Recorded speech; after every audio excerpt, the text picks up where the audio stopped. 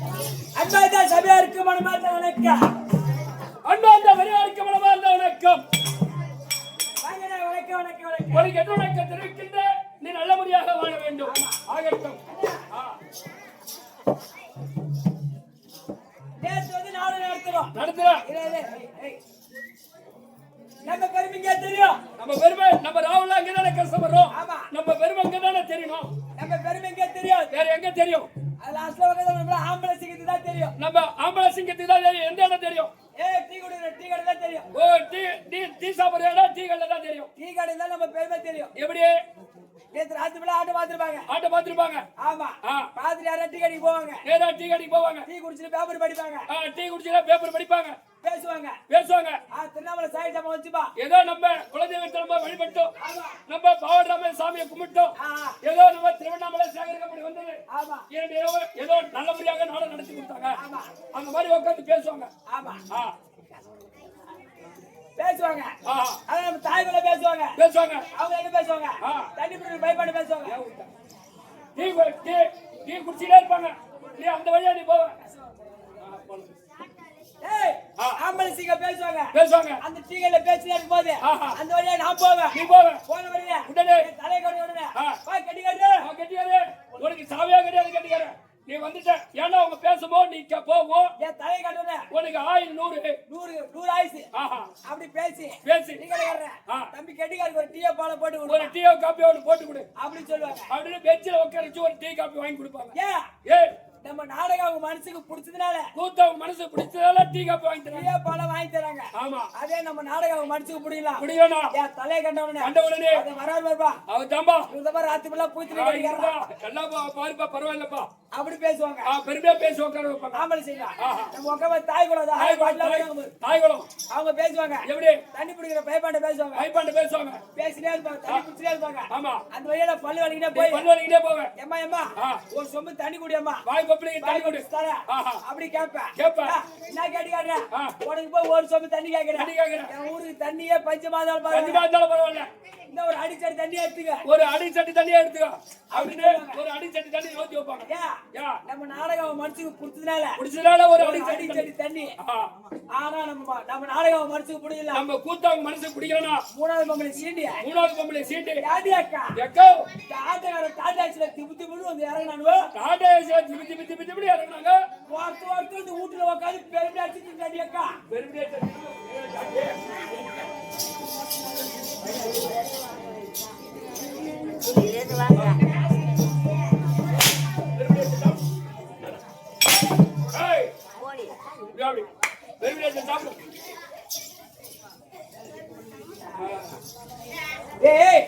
அதெல்லாம் அப்படி இருக்கட்டும். ஏதாவது தெரிஞ்ச வரைக்கும் கூத்தாட வந்திருக்கோம்.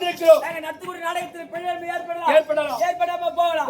அதெல்லாம் உங்க வீட்டு பிள்ளை போய் பாவித்து எங்க 16 பேரும் நீங்க தான் ஆட்கொள்ள வேண்டும். ஐயா, ஒரு மனிதனா பிறந்து விட்டா எப்படி உலகத்துல இருக்கணும் அப்படி ஒரு தத்துவம் சொல்றேன்.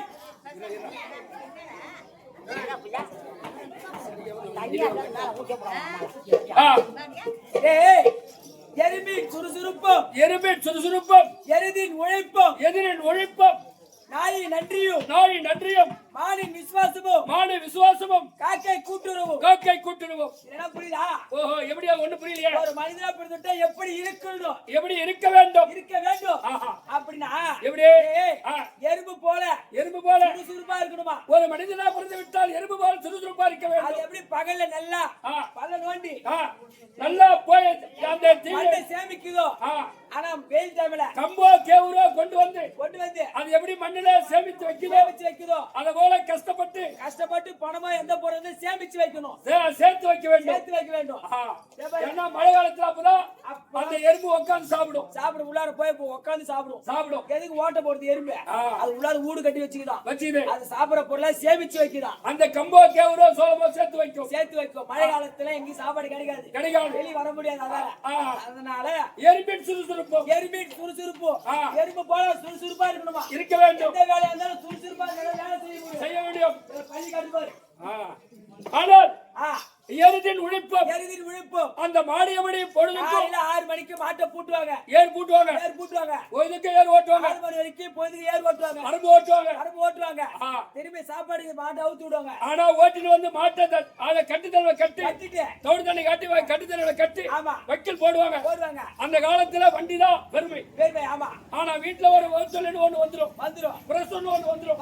ஆனா உடனே அந்த வண்டி மாட்டை பிடித்து அந்த வண்டி மாட்டை கட்டி மாட்டு வண்டியில உட்கார வச்சுட்டு போவாங்க. அந்த காலத்துல ஏன்டா நம்ம கோயிலுக்கு ஏர் ஓட்டினானே அரம்பு ஓட்டினானே நம்ம இந்த நேரத்துக்கு உடனே வண்டி கட்டுறாங்க அப்படின்னா சொல்லுவோம். சொல்லாது. அது போல குனிஞ்சு வாங்குமா அந்த ஏர் கலப்பைய. அந்த நெய்தடியை தலை குனிஞ்சு வாங்கும். அது போல மாட்டு போல உழைக்க வேண்டும். மாடு போல உழைக்க வேண்டும். போல உழைச்சாதான் பணம் சம்பாதிக்க முடியும். ஆனா கோயிலுக்கு வெள்ளை ஜடிமா போட்டுக்கணும். ஏன்னா சட்டமா பண்ணிட்டு போயிட்டு திருப்பி போயிட்டு சுத்திட்டு வந்தா வீடு வந்தா எப்படி நம்மளுக்கு சாப்பாடு தான் கிடைக்குமா? எப்படிதான் கொடுப்பாங்க? எப்படி நம்மளுக்கு சாப்பாடு தான் கிடைக்குமா? அது போல எல்லாம் உழைக்க வேண்டும். உனக்குதான் சொல்றேன், எல்லாம் உழைச்சு சாப்பிடு. அது கேட்டோம். நம்ம உழைக்கிறோம் இல்லைங்கிறது உட்காந்து சாப்பிடலாம். அது போல எழுதி போல உழைக்க வேண்டும். நாய் நன்றியும் இந்த வருஷம் இந்த புது பிள்ளையாருக்கு வந்துட்டோம். நம்ம சாப்பிடும் போது ஒரு பொடி சாதம் வச்சுப்பா அது சாப்பிடுறோம். ஆனா அடுத்த வருஷம் அந்த நாள்ல வந்து இறங்கின உடனே நம்ம கிட்ட ஓடியாரும். நம்மளை கண்டு வாழை வழிச்சு கிட்ட ஓடியாரும். வாழை ஆட்டிட்டு வரும். போன வருஷம் ஒரு பொடி சாதம் வச்ச புண்ணியவா வந்துட்டானே இன்னைக்கு வைப்பாரா அப்படியே நாய் நினைக்கணுமா? அது நன்றி போல் நினைத்து ஓடியாரும். நாய் போல நன்றி போல இருக்க வேண்டும். எங்க நன்றி பாக்குது? வாங்கின காசு கொடுக்க மாட்டேங்குது.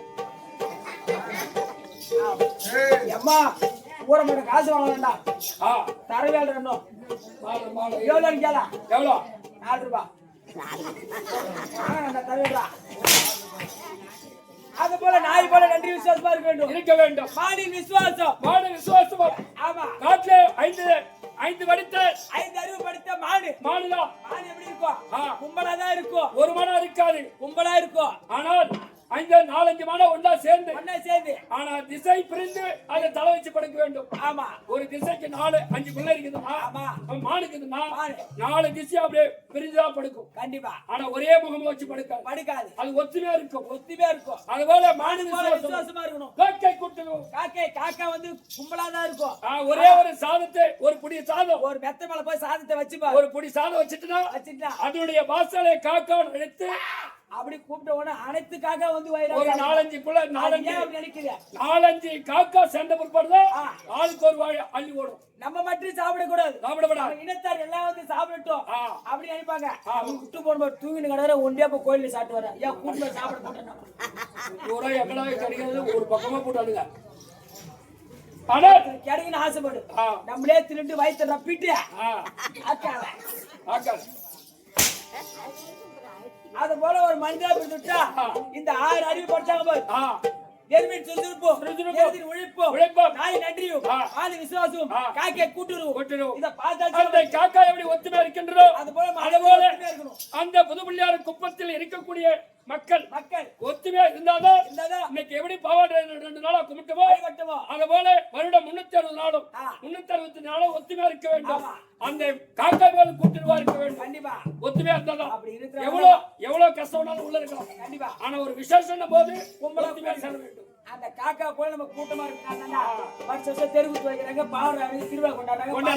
ஒரு நாளைக்கு நைட்டு போது பாடி வச்சு ஒரு நடு குடும்பத்துல அந்த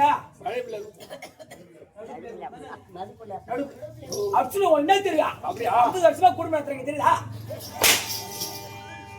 ஐயா? அதுக்குதான் இது உதாரணம் சொன்னேன். ஒரு மனிதனா இப்படிதான் இருக்கணும். சரிப்பா, நேத்து கம்பெனி வந்த நீ சொல்லுகிற தெய்வத்தை வணங்கினேன்.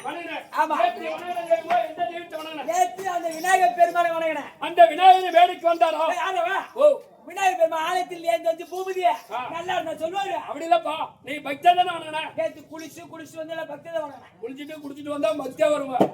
ஆனா நேற்று வளர்ந்த என்ன தெய்வம்? விநாயகர் பெருமாள். அந்த விநாயகர் மேடைக்கு வரல. இதுக்கு மேல் நீ அவரை வணங்கப்படாது. ஏண்டா உலகத்துல பழமை சொல்லி எந்த தொழில் செய்தாலும் விநாயகர் பெருமாள் வணங்கணும். நேற்று நீ வணங்கின விநாயகர் வரலையே, இதுக்கு மேல் நீ அவர் ஏன் வணங்குற? அப்படி வேலையால நான் சொல்லக்கூடிய தெய்வத்தை வணங்கினால் கண்டிப்பா வேலைக்கு வருவா, எல்லாருக்கும் காட்சி கொடுப்பான். சக்தி சிவன் மைந்தனை, சண்முக சோதரனை, குத்திக்கு முதலை, முன்னென்று கற்பனை, நித்தம் துதித்தந்தா நினைத்ததெல்லாம் பிடித்தப்பா. அவர் யார்? அதே விநாயகர் பெருமாள். அவர் விநாயகர் கிடையாது, கணபதி வணங்கி கண்டிப்பா வேலைக்கு வருவான். கணபதி யாரு, விநாயகர் யாரு? அப்பா 2 பேரும் அவரே விநாயகர்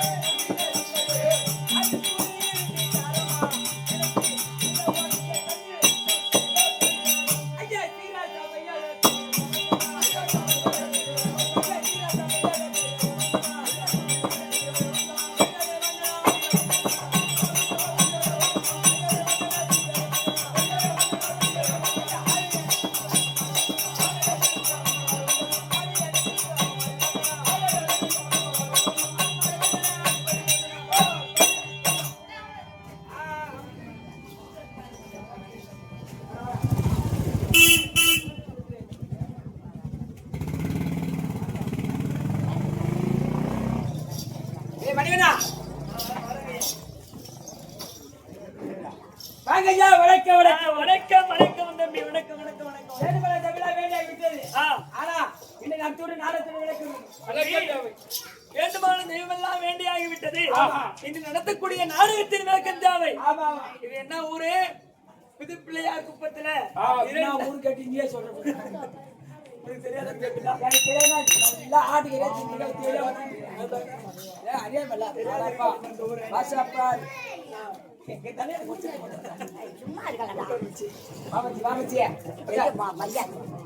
அந்த பாவராய சபையை முன்னிட்டு இரண்டு நாடகம் நேற்றிரவு முதல் நாள் நாடகம் முடிந்து விட்டது அது ஆமா இரண்டாம் நாள் நாடகம்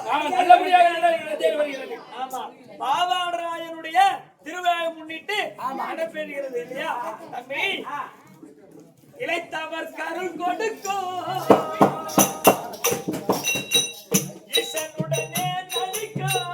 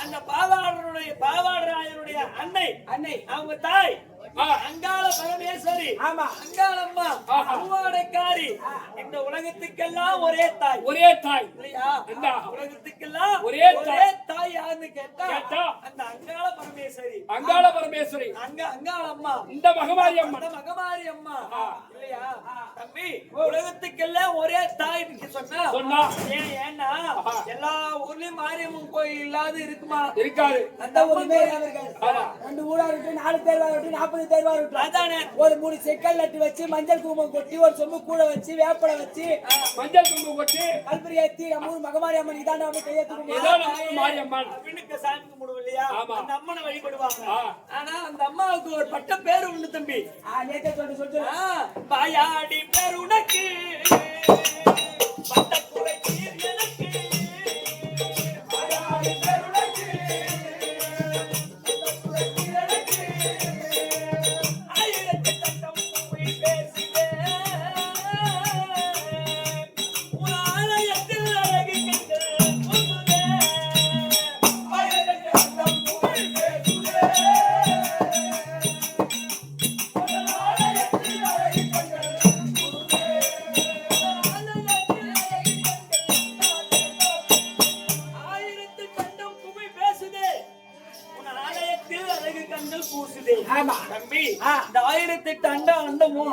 அந்த அம்மனை நினைக்காத ஒரு அண்ணன் இருக்க முடியுமா? முடியாது இல்லையா? எல்லாரும் வழிபடக்கூடிய ஒரு அம்மான்னு சொன்னா அந்த உலகத்துக்கெல்லாம் ஒரே தாய், ஒரே மகமாரி அம்மன் இல்லையா? 1008 அண்டம் புவி பேசுதே, இந்த ஆலயத்தில் அழகு கண்கள் கூசுதே. அதுக்குதான் சொன்னாங்க குசப்படுவார்கள் எல்லாம்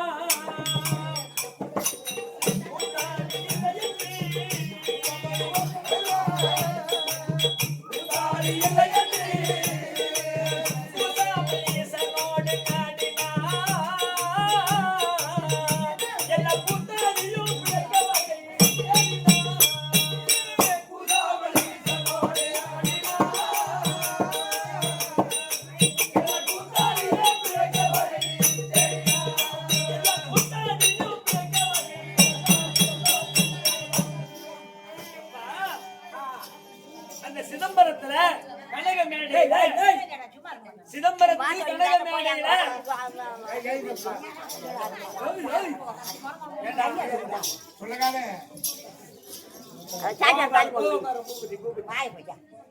சரிடா சரிடா சரிடா டாக்டர் ஏய் ஆ அந்த அம்மா இந்த பாரு மகமாரி அம்மன் கனக மேடையில சிதம்பரத்துல தில்லை நடராஜ பெருமாளும் தில்லை காளியாகவும் அந்த கனக மேடையில நாட்டியம் புரிந்தாங்க. அப்போ நாட்டியம் ஆடையோட ஆடிய போது அந்த ஈஸ்வரன் காலை தூக்கி ஆடினாரு. ஒரு காலை தூக்கி ஆடினாரு. அப்போ அபிமானம் பங்கப்பட்டு வெக்கப்பட்டு ஏன்னா ஒரு பெண் காலை தூக்கி ஆட முடியுமா? ஆட முடியாது. அந்த அம்மா மேடையை விட்டு கீழே இறங்கிட்டாங்க. அவமானப்பட்டு மேடை விட்டு கீழே இறங்கிட்டாங்க. அதனாலதான் சொல்லுவாங்க தம்பி, அந்த யாரெல்லாம் தெருக்கூத்தாடிகள் எல்லாமே மேடையில ஆடுறவங்க எல்லாம் அம்மா அருளை பெற்றவங்க. அந்த அம்மனுடைய அருளை பெற்றவர்கள். மேடையில ஆடுறவங்க எல்லாம் சிவபெருமான் அருளை பெற்றவர்கள். மேடை நாடகம் டிராமா ஆடுறாங்க பாரு, அந்த ஐயாவுடைய அருளை பெற்றவர்கள். அச்சா அப்பதான் கூசாமல் ஈசனோடு ஆடினார் இந்த கூத்தாடிகள் பிழைக்க வகை தேடினார். ஆமா கண்டிப்பா அந்த அம்மா தான் நமக்கு எல்லாம் ஒரு தெய்வம் இல்லையா? கண்டிப்பா தேடி மீன வாடுகிறேன்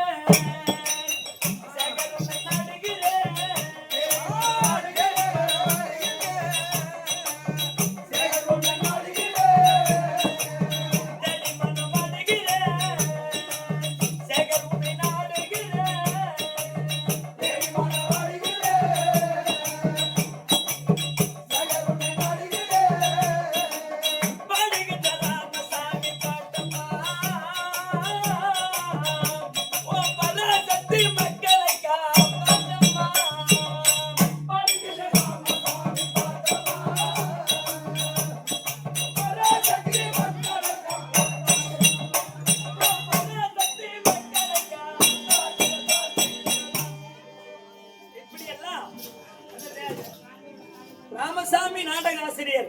இப்படி எல்லாம் அந்த அம்மாவை பற்றி பாடி இருக்கிறார்.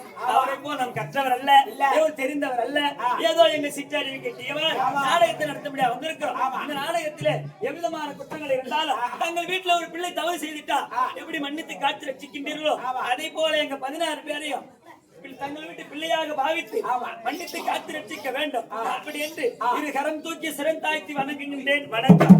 ஆனா தம்பி, இங்கு நடத்தக்கூடிய நாடகம் யாதென்றால் மகாபாரத காவியத்திலே ஆதி பருவம்னு சொன்னா முதல் கதை பாரதத்தில முதல் கதை, மகாபாரதத்தில முதல் கதை.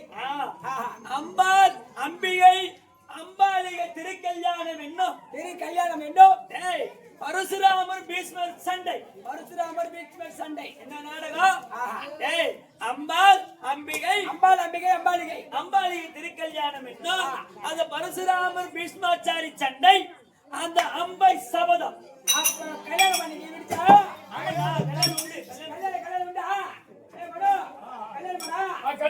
சாப்பாடு போடுங்க. காலையில கல்யாணம் 6 to 7 முடிஞ்ச உடனே சாப்பாடு போடுங்க. பண்டிகை சொல்லி போடுவீங்களா?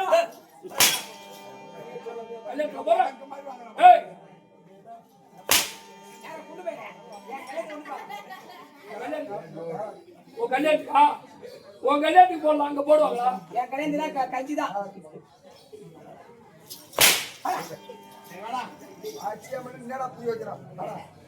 அதனால இந்த நாடகத்தில் தம்பி அம்பாலிகை திருக்கல்யாணம் என்னும் அதான் அம்பை சபதம்.